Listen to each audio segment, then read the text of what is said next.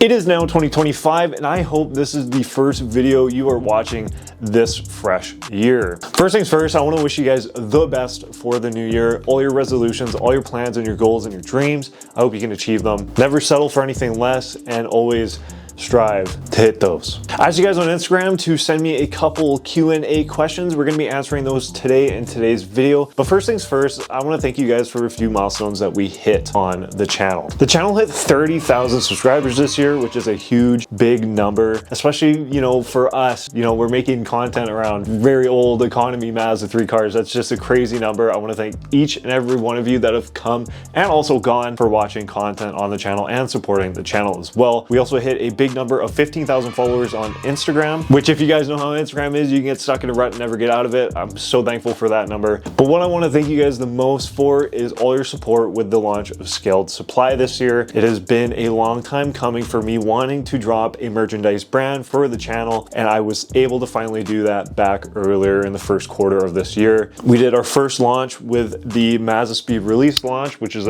what I'm actually wearing right now. I do still have a couple of these available, but it has been a huge success, and I'm looking so forward to spending more time into doing that this year and releasing some really cool stuff for you guys. Whether you've already supported or you look to support in the future, again, thank you. Let's go ahead and jump into this Q&A and answer a few questions from you guys. Our first question here, how does it feel to be almost 30 and balding like you're 60? My hairline is at the pace of a hypercar, while my age is at the pace of an economy car. Things aren't just equaling out on top of my head, apparently. What made you choose the MazdaSpeed 3? The Celestial Blue MazdaSpeed 3 was actually a surprise for me. I had planned to get into a MazdaSpeed 3 again at the end, I think it was at the end of last year or at the end of 2024. However, this landed in my lap in I think it was April, May. I was really lucky to land that opportunity, a really good price car in well condition. I couldn't drop that, so I just got into it instead of waiting. And here we are. It was a plan, and that plan happened a lot earlier than expected. Do you prefer Gen 1 or Gen 2? I've said it before and I'll say it again. Gen 1 always. I know it's really funny. I just got a Gen 2, but Gen 1 is just the king. The first Gen Speed 3s are just rowdy, raw, down-to-earth cars. They aren't comparable to Gen 2s. Gen 2s, just especially the interior, I know they're the same car, but the interior on the Gen 2s and the electronic power steering was just, it changed for maybe better comfort reasons, but I don't think driving reasons. Gen 1 superior. Best and worst thing about having a MazdaSpeed 3. I think the worst thing is honestly daily driving it, which is crazy because that's what it is. But when you daily drive, newer cars like a Type R or a GTI or something like that, it's just so much easier to drive. It really is for the daily driving aspect. It's just so much better. The Speed 3s, I feel it just feels.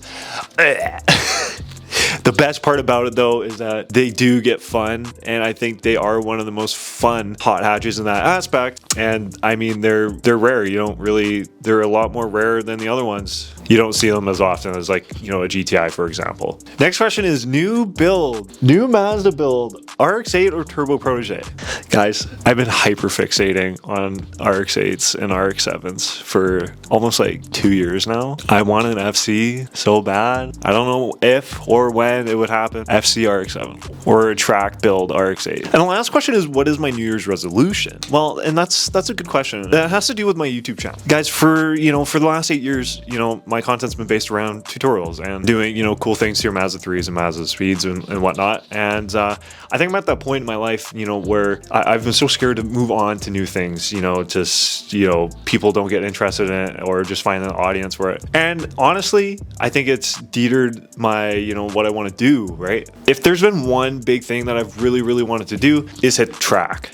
I want to drive a car on the track. Now, I don't specifically have a car for that, and let me explain. I do have the MX-3. If you guys remember that, it is actually running and it's doing really good. I want to do more driving in our videos. I think one of my favorite videos I did was with the MazdaSpeed 3 a month ago when we did the 0 to 60 times on the stock MazdaSpeed 3. It was probably one of my most fun videos to film, edit, and watch just because of the POV driving. It was so fun. I realized I love driving when I actually go out and do these things. So if I had one resolution, it would be to do that. RX-8 track build.